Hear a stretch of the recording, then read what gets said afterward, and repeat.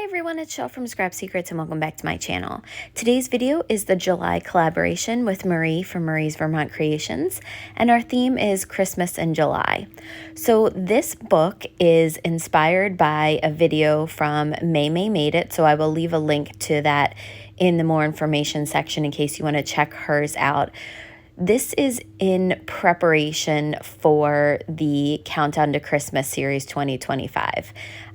Last year, I had all the themes written down, and when I saw her video on how to create a book to keep yourself organized, I thought this would be a great idea for the collab.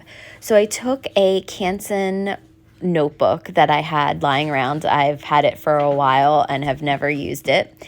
I probably got this at AC Moore, so that's how old this is. And then I decided to do 2 coats of the Bria Reese white paint. Went over that with one of those little inexpensive foam brushes or sponge brushes. And then I went back in between the spirals and just took a really small paintbrush and painted in there. And then just made sure that the coats were even. Let that dry. And while that was drying, I wanted to work on the cover. So I wasn't sure what kind of theme I was going for, but for some reason I'm really drawn to vintage when it comes to Christmas cards.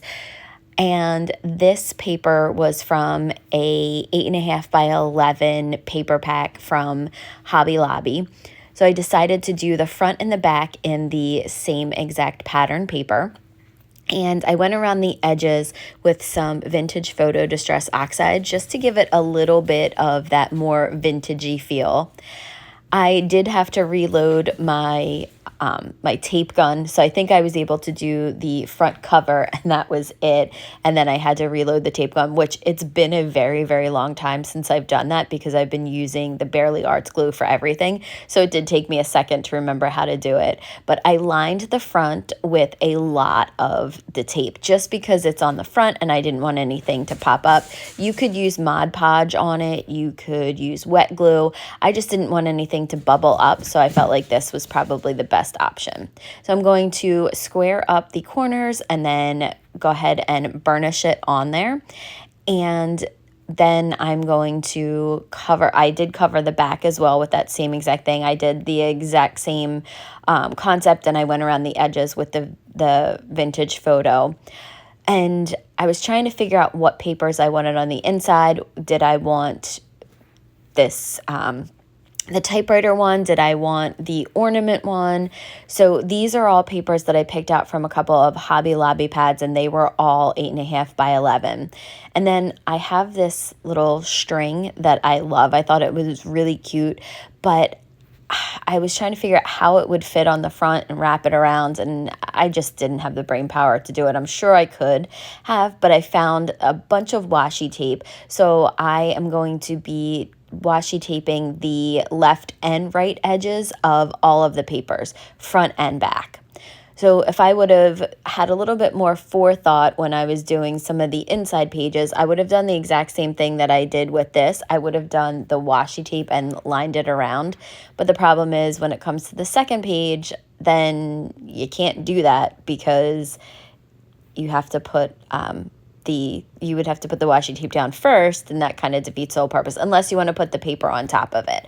So it didn't, it didn't work out the way I thought it was, but it's fine in the end. So I cut down this piece of cardstock, and I believe it was to a little over 10.25 by 7 inches. And then I went around the edges with the same vintage photo distress oxide. I pulled it into the middle a little bit because I wanted this one to look really aged, and did the same exact thing after I changed the tape and the tape gun and went ahead and put the washi tape down. I cut out that part because I actually will change that washi tape in a minute. And then I was trying to decide, do I want to do the same exact design on both the left and the right page? Do I want to do something different? It was really hard. I have trouble making decisions when it comes to things. As you'll see here, I ended up changing the washi tape because I didn't love it. Actually, you'll see that later on in the video. So then I decided to stop worrying about the inside, and then to decorate the outside. I thought it looked plain, and I've seen a lot of notebooks that have the, or like junk journals and things like that, that have ribbon on the end. I cut them down to basically the same size. I don't know if I would have done that again. I probably would have made some a little bit longer and then some shorter than others, but I basically cut them down to the same size. This is just a bunch of scrap ribbon that I've had in my stash for a very long time. The Santa one was from Michael's, as was the red and the white one, I believe. That kind of reminded me of Santa's suit, and then with Santa on there. And then I did some thin ones, I did some thicker ones, so I just varied up the thickness of the ribbon that I was tying around. So I'm going to do that all the way down, and then I actually go back in and add some ribbon, because there's one that I think the one that I showed you earlier that was wound together, they were actually became unwound. So I did see a trick in somebody else's video on how to keep it together, keep it ribbon and things and twine from fraying. You actually put a piece of painter's tape or washi tape around the edge of it, feed it through something, and then cut it off at an angle. So could have done that, but I didn't, because I didn't see that until after this. So you're going to see me put some of the rest of the ribbon on, and then I'm going to go back to working on the inside.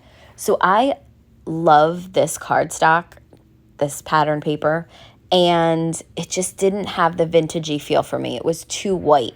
So I'm actually going to take the vintage photo and go over the whole entire thing, and then I'll show you at the end the difference between this piece and then an original one.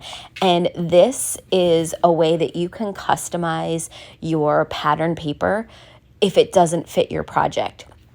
You can adjust the color just by adding some Distress Oxide to it. You could have added any color, but this made it feel a little bit more vintagey. So I'm finishing this up, and then we will get ready to put that into the book after I show you. There's the original, and then there's the piece that I did, and that was the paper pack that it's from. So look at the difference between the two. Definitely vintagey on the left and more like traditional on the right.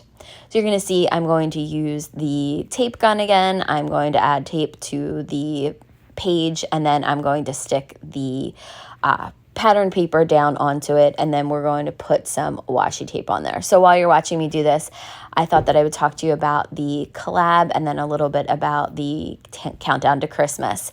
So the collab is something that Marie and I do every month. Sometimes Tara joins us, sometimes she doesn't.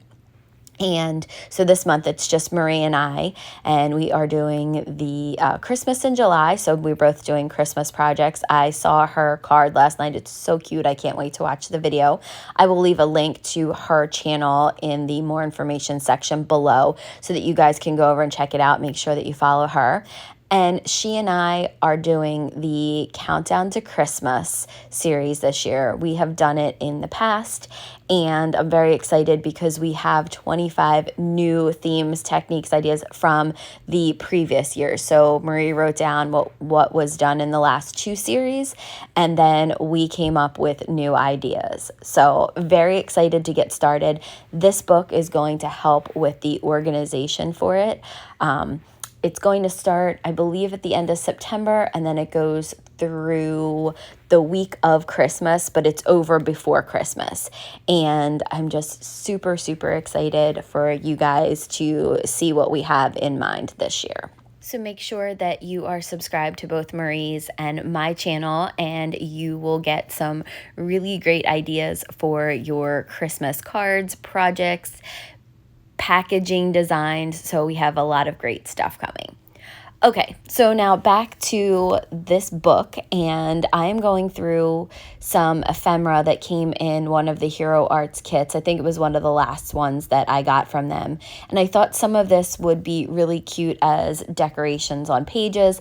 I'm just trying to gather some things that will potentially work with this book so that when I go to decorate it, I have some things that I can use on hand. I know that I'm not going to have a ton of time to decorate the book or to keep up with it as series is going on. I probably will be I'll be trying to do that as I'm doing each project, and I'll explain a little bit more about what is going to be going into the book. So I'm just now showing you some of the paper packs that I'm using. I went through and I pulled out a bunch of papers. I will show you everything that I have pulled. I'm just showing you guys some of the paper packs. So there were a lot of these are from Michael's, from their Recollections Hot Buy pads, but in those ones there are some cut aparts, and a couple of them will have the dates. So I'm going to mix and match two different ones from that. I have some 8.5 by 11 paper from the Hobby Lobby ones that I have pulled for the designs. And I'm trying to just figure out what I want to do on each page. Do I want to correlate it to the theme of the project that we're going to do for the day? Do I want to use cut aparts? How I want to design this? Because what I want it to be is a memory of each of the days. So I'm going to try to I will take pictures of the cards because we'll be posting them. So I want to print out a picture of the card as well as do the sketch so you can see the difference, and then have all of the themes in there so that next year I have all the themes listed, all the days. I also want to do the last couple of series. I want to do all of the themes. I want to keep a record of that too. I'm not going to go back and do a book for it, but I just think it would be a cute idea for, inspiration when I need them for making personal cards as well. I can flip through this memory book.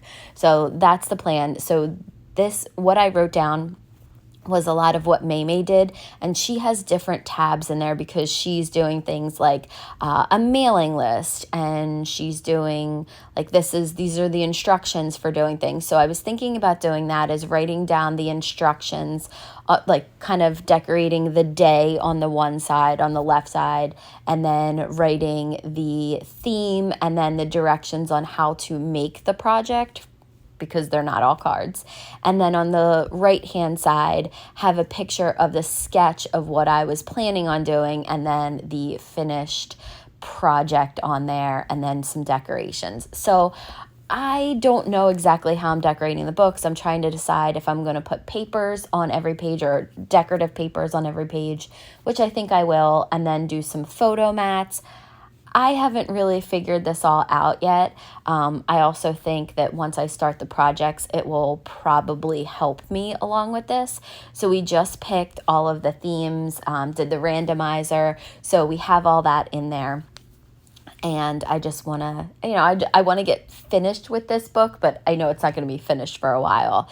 So I went through and counted out the pages, and there's plenty of pages. I can probably do 2 Countdown to Christmases in one book. So I'm just showing you some of the sections that May had, and just a brief overlook of the book, how it is. I think I've done one more page since I filmed this video, but I am loving the way that it's turning out. You guys will have to let me know if you're going to try something like this. And you can see I decorated the back cover as well. So this is probably going to be a fun project. I hope that I can keep up with it. Keep me honest. Thank you guys so much for watching. If you have any comments or questions, leave them below, and I'll see you again real soon for another video. Bye!